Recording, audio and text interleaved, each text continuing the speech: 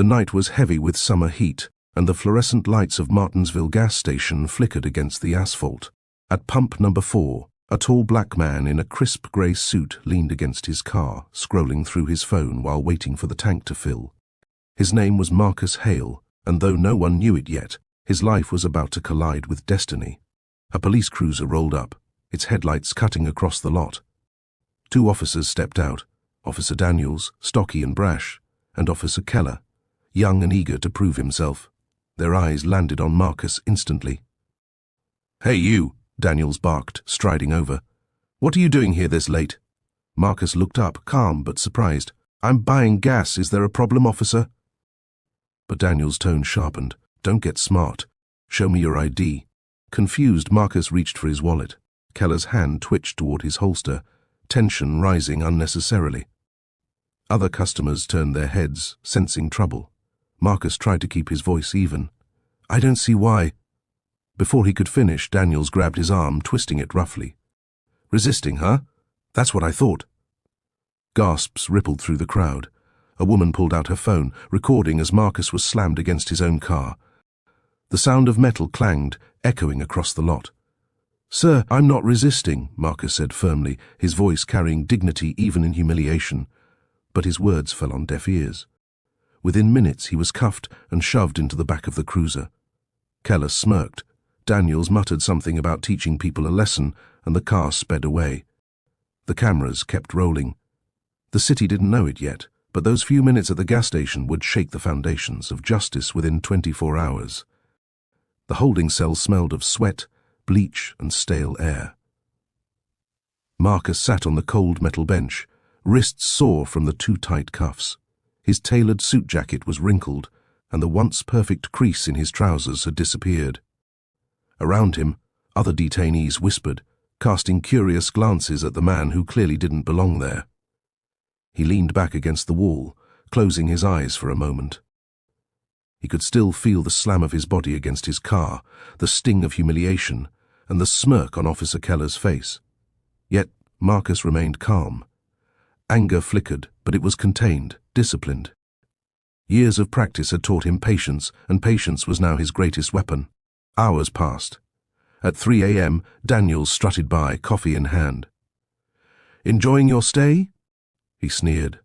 Keller chuckled behind him. Marcus didn't respond. Silence, he knew, unsettled men like them more than words ever could. By morning, Marcus was processed, fingerprinted, and tossed into a small interrogation room. A detective entered, papers in hand. "You're being charged with resisting arrest and loitering," he announced flatly, as if reading a grocery list. Marcus raised an eyebrow. "Loitering? While pumping gas?" His voice was sharp, cutting through the detective's monotone. The detective shrugged, uninterested. "You can contest it in court." Marcus's lips curled into the faintest smile. Contest it in court. That was exactly what he intended to do. Outside the precinct, the video from the gas station had already gone viral. Social media buzzed with outrage. Another wrongful arrest. When will it stop? This man deserves justice. But no one knew the full truth about Marcus Hale. Not yet, because in less than 24 hours, he wouldn't be the accused anymore. He'd be the one sitting in judgment. By mid-morning, Martinsville was buzzing. The video had spread across Facebook, Instagram, and Twitter like wildfire. Clips of Marcus being slammed against his car, replayed with captions like "another black man brutalized and he wasn't even resisting." At a small cafe near downtown, conversations grew heated. "Did you see that video?" a woman asked, holding her phone out to a friend. "They cuffed him for buying gas." Buying gas. Meanwhile, at the police precinct, Daniels and Keller scrolled through their own phones uneasily. Keller muttered, "This doesn't look good." Daniels brushed it off, though his jaw tightened. "Relax. They'll paint him as some thug. Happens all the time." But it wasn't that simple. Marcus wasn't just any man. He wasn't a street criminal or a drifter the city could easily dismiss. He was someone with a reputation, someone the system itself was about to recognize. At the courthouse, Judge Eleanor Mathis, presiding over the district, received the case file for an upcoming hearing. She raised an eyebrow at the name, Marcus Hale. It rang a bell, though she couldn't place it immediately. Across town, Marcus had been granted release on his own recognizance. He stepped out of the precinct with steady composure, ignoring the flashing cameras and the barrage of reporters shouting questions. His silence only deepened the mystery. "Sir, do you have any statement?" one reporter pressed. Marcus paused, looked directly into the lens, and replied simply, "Justice will have its day." The clip aired that evening, stirring curiosity. Who was this man? Why wasn't he angry or desperate like others wrongfully arrested? The answer would come the next day, when Daniels and Keller walked into a courtroom expecting to defend their actions, only to find Marcus Hale seated at the bench, wearing the robe of the presiding judge. The courthouse buzzed with the usual rhythm of the morning docket, lawyers pacing, clerks stacking files, defendants whispering anxiously with counsel. But in one corner, Officers Daniels and Keller sat stiffly, their uniforms freshly pressed, faces betraying a mix of arrogance and unease. They were scheduled to appear before a judge for review of their conduct after the video's viral spread triggered public outcry. Both still clung to the belief that the system would shield them, as it always had. The bailiff entered. All rise. The courtroom stood. In walked Judge Marcus Hale. Daniel's smirk collapsed instantly. Keller's eyes went wide, his face draining of color. The man they had cuffed, humiliated, and dragged away at the gas station now stood in black robes, ascending the bench with calm authority. Whispers erupted through the gallery. Reporters' pens scratched furiously against paper. Camera lenses zoomed in. Marcus set his files neatly on the desk, his expression controlled. He scanned the room briefly, his gaze pausing on the two officers. Their discomfort was palpable. "Good morning," Judge Hale said, his voice firm yet measured. "Today's docket involves a matter of significant public interest. Officers Daniels and Keller, you are here to account for your actions regarding an incident on August 17th. Daniels shifted in his seat, his jaw tightening. Keller looked as though he wanted to disappear. The irony hit like a thunderclap. Less than 24 hours earlier, they had arrested him, assuming he was powerless. Now, the balance of power was reversed completely. The courtroom doors opened again, and in poured more journalists, citizens, and activists, eager to witness what promised to be a historic reckoning. Judge Hale raised his gavel and spoke calmly. "Let us begin." The silence that followed was heavier than any shout. The courtroom felt like a furnace, thick with tension. Daniels and Keller sat at the defense table, their attorney, a seasoned man with silver hair named Richard Sloan, rising to speak. "Your Honor," Sloan began, his voice smooth, "my clients acted in accordance with their training. They perceived a threat, and in a high-stress environment, they responded to ensure public safety." Marcus listened quietly, hands folded on the bench. His eyes betrayed no emotion. Sloan continued, gesturing dramatically. "Mr." He paused, catching himself. Judge Hale was uncooperative. His body language could have been perceived as aggressive. My clients had every reason to detain him for questioning. The gallery erupted with murmurs. A woman in the back stood up, waving her phone. "He was pumping gas. We all saw the video." The bailiff barked for order, but the point had been made. Daniels leaned toward Keller, whispering angrily, "Stay quiet. Let Sloan handle it." But Keller's leg bounced under the table, nerves betraying him. When the defense finished, Judge Hale leaned forward. "So, to be clear," he said evenly, "you're suggesting that a man in a suit standing at a gas pump presented enough threat to justify forceful detainment?" Sloan shifted uncomfortably. "Perception of threat, Your Honor. That is the language of the law." Marcus's gaze moved from Sloan to the officers, then back to the courtroom packed with citizens. He let the silence stretch, forcing everyone to sit in the weight of the absurdity. Finally he spoke, his tone like steel. "Perception without evidence is not justice, it is prejudice." The words struck the room like a gavel. Cameras clicked, activists nodded, Daniels clenched his fists, while Keller's face burned red, and the trial had only just begun. The next morning the courtroom was packed to capacity. Citizens lined the walls, news crews crammed into every corner, and the air vibrated with anticipation. Judge Hale entered, commanding silence with nothing more than his presence. The prosecutor, Angela Torres, rose from her seat.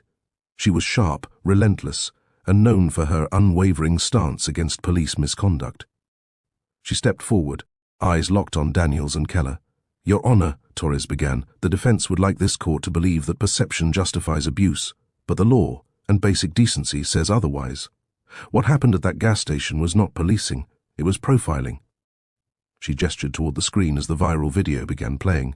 The courtroom watched in silence as Daniels yanked Marcus against his car, as Keller hovered with a hand near his holster.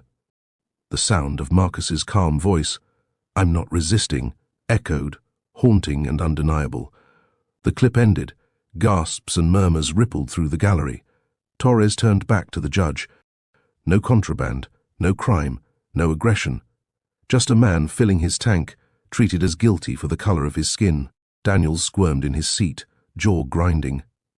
Keller avoided eye contact, staring at the floor as though it might swallow him whole. Torres pressed on. These officers swore an oath to protect and serve. Instead, they humiliated and assaulted an innocent citizen. The fact that this citizen now sits on the bench only highlights the gravity of their abuse of power. If this is how they treat a judge, imagine how they treat those with no title, no influence, no protection. The room went silent again. All eyes shifted to Judge Hale. His expression remained composed, but inside, a storm brewed. He knew the trial wasn't just about him. It was about every unseen face who never got their day in court. The officers sat stone-faced at the defense table, but the pressure was beginning to show.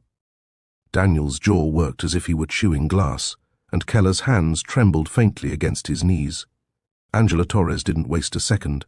"Officer Keller," she said, pointing directly at him. "Please stand." Keller hesitated, glancing at Daniels. Daniels gave him a sharp nod, but it was more a command than reassurance. Slowly, Keller rose to his feet. Torres walked toward him. "You've been on the force for how long?" 2 years, Keller muttered. "And in that time, how many arrests have you made for loitering at gas stations?" Keller blinked. None, ma'am." The gallery chuckled. Judge Hale lifted his hand, silencing the room, though a hint of a smirk flickered across his face. Torres leaned closer. So why did this man, standing in a suit at his own car, suddenly become a suspect? Keller's lips parted, but words didn't come. Daniels shot him a warning glare, but the damage was done. The silence was louder than any confession. Torres turned to the jury. "The truth is simple. There was no threat, no crime, just bias dressed up as law enforcement." She returned to her table, her stride crisp, deliberate. The jury scribbled furiously on their notepads. Judge Hale adjusted his glasses, regarding the young officer with measured calm. Keller looked up at him, eyes flickering with something close to regret. Daniels, however, sat rigid, defiance carved into every line of his face. The balance was shifting. The facade of control the officers once carried was cracking, and the whole city was watching the pieces fall. Tomorrow would bring witness testimony, and with it, truths that could not be buried. The next day, the gallery was even more crowded than before. People lined the hallways, reporters jostled for position, and citizens who had never stepped inside a courthouse came just to see justice in motion. Judge Hale called the court to order. "We will now hear from witnesses." The first to step forward was Tanya Lewis, a middle-aged mother who had been at the gas station that night. She adjusted the microphone nervously, but her voice was steady. "I saw the whole thing," she said. "The man wasn't doing anything wrong. He was just getting gas. Those officers treated him like a criminal for no reason." Torres nodded. "Did you see him resist?" "Not once," Tanya replied firmly. "He stayed calm the whole time. They were the aggressors." The jury scribbled notes furiously. Next came a young college student, Devon Brooks, who had filmed part of the video. He played an extended clip from his phone, one not yet seen online. It showed Daniels muttering, "Gotta keep these people in line." The room gasped. Daniels' face flushed crimson. Torres turned sharply to the jury, not only unlawful but revealing intent. This wasn't about safety. This was about control. Daniels slammed his fist against the table. "That's out of context," he barked. Judge Hale's gavel cracked like thunder. "Order in the court, Officer Daniels. You will control yourself." The final witness, a local store clerk, confirmed Marcus had paid for his gas and was about to leave when the officers arrived. There was no reason for what they did, he said. The gallery broke into murmurs again. The evidence was piling high, brick by brick, walling Daniels and Keller into a corner. They could no longer escape. And tomorrow the officers themselves would be forced to testify. The courtroom was electric as Officer Daniels was called to the witness stand.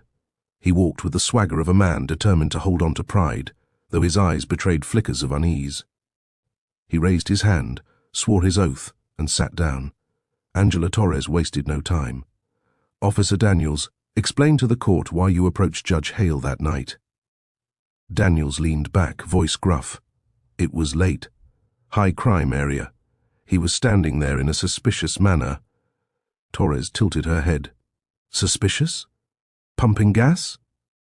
The gallery chuckled. Daniels scowled. It's not just what he was doing, it's how. He ignored our commands, hesitated when asked for ID. Torres tapped the table. "Let's play the video again." The screen lit up. Marcus's voice rang clear. "I'm buying gas, is there a problem?" The jury watched Daniels twist his arm and slam him against the car without provocation. "Where exactly," Torres asked, "is the resistance?" Daniels shifted, sweat beading his forehead. "Perception of threat," he repeated stubbornly. Torres smirked. "Or perception of color?" A ripple of gasps filled the room. Daniels glared but didn't answer. Then it was Keller's turn. He looked smaller than before, shoulders slumped as he took the stand. Torres's tone softened slightly, sensing his nerves. "Officer Keller, did you feel threatened by Judge Hale that night?" Keller swallowed hard. "No, ma'am." Daniels shot him a furious glance. Keller avoided it. I just followed orders," Torres pressed gently. "So you admit there was no real threat?" Keller's voice cracked, but the truth slipped free. "Yes." The courtroom erupted. Daniels cursed under his breath, fists clenched, while Judge Hale banged his gavel for order. For the first time, the shield of brotherhood between the officers fractured. One clung to denial, the other confessed. The case had reached its breaking point. By the 10th day, Martinsville felt like it was standing on edge. Every diner, barber shop and bus stop buzzed with conversation about the trial. The local news ran non-stop coverage, while national outlets had begun circling the story, branding it the gas station case. The courthouse itself was surrounded by crowds, activists holding signs, curious citizens craning their necks, and a sea of cameras waiting for the next headline. Inside, Judge Hale kept proceedings steady. Yet behind his composed demeanor, he knew this was bigger than two officers. The verdict would send a message that rippled beyond Martinsville. During recess, Torres stood outside addressing reporters. "This trial is about accountability," she declared. "If officers can assault a man with no cause, and that man happens to be a judge, imagine the countless others who never see justice. This case isn't just about Marcus Hale. It's about every citizen's right to dignity." Her words lit fire across social media. Hashtag surged, hashtag justice in Martinsville, and hashtag Hale verdict. Inside the precinct, other officers watched grimly. Some defended Daniels and Keller, claiming the public didn't understand the job. Others admitted, in hushed tones, that what they saw on video was indefensible. Keller sat alone in his car that night, head in his hands. His testimony haunted him. For the first time, he questioned not just Daniels' influence, but his own choices. Meanwhile, Daniels raged at the media frenzy, refusing to accept any fault.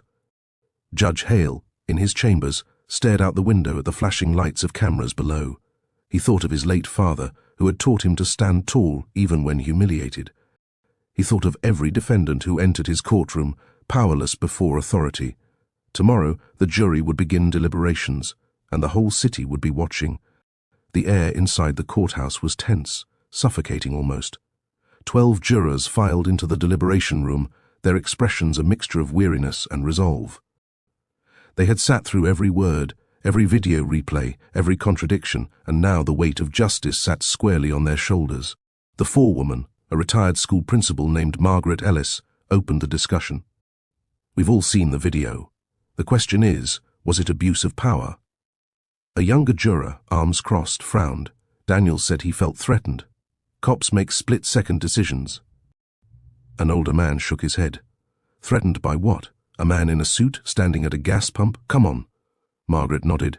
"And don't forget Keller's testimony. He admitted there was no threat. That's as clear as it gets." The jurors went back and forth. Some clung to doubts, worried about hurting good officers. Others pressed harder, pointing to Daniels' own words caught on video. "Got to keep these people in line." "That right there," one juror said, tapping the table, "isn't policing. That's prejudice." The hours stretched on. Voices rose. Tempers flared, but slowly a consensus formed. They weren't just judging two officers. They were deciding what kind of justice system Martinsville would accept. Back in the courtroom, the tension was unbearable. Reporters scribbled, citizens whispered. Daniels tapped his foot furiously while Keller sat pale and quiet. Finally, the bailiff's voice echoed, "All rise for the jury." The jurors filed in, solemn and steady.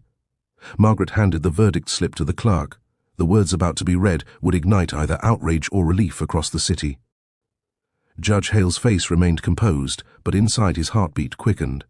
He knew history was about to pivot in this moment. The courtroom was silent, every breath held.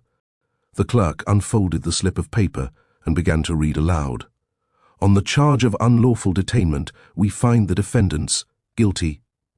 A wave of murmurs rushed through the gallery. Daniels stiffened, jaw tightening as though he'd bite through steel. Keller closed his eyes, shoulders slumping. The clerk continued. "On the charge of excessive use of force, we find the defendants guilty." Gasps, then cheers. The bailiff barked for order, but the sound of clapping and cries of relief filled the room. Daniels exploded, slamming his hand on the table. "This is a setup. You people don't understand what it's like out there." His voice cracked, anger bleeding into desperation. Judge Hale's gavel cracked sharply. "Officer Daniels, you will maintain order in this courtroom, or be removed in contempt." Daniels glared, but the fight was gone. Keller, however, finally spoke. His voice was low, trembling. I'm sorry." He glanced at Judge Hale. "Not just to you, sir, to everyone. I let fear make me a follower." The gallery hushed. Some eyes softened, others stayed hard. Torres stood, her voice ringing. "Your Honor, the people have spoken. These officers betrayed their oath. Justice demands consequences." Judge Hale nodded. His face was calm, but his chest ached with the weight of it all. The boy in him, once humiliated by authority for no reason, felt vindicated. The man in him, the judge, knew the work was far from done. He rose slightly from his seat, eyes sweeping over the courtroom filled with citizens, reporters, and officers. "Let this verdict serve as a message," he said firmly. "Justice is not blind to truth. Power does not excuse prejudice. And in this courtroom, the law applies equally, to all." The gavel struck. The city erupted. The courthouse steps overflowed with people. Reporters swarmed like bees, microphones thrust forward, cameras flashing in a frenzy. The verdict had struck the city like a lightning bolt. For once, it wasn't just another story of injustice. It was accountability, rare and undeniable. Angela Torres emerged first, her chin high. "This verdict proves that truth can prevail," she told reporters. "But it should not take a judge in handcuffs for the system to listen.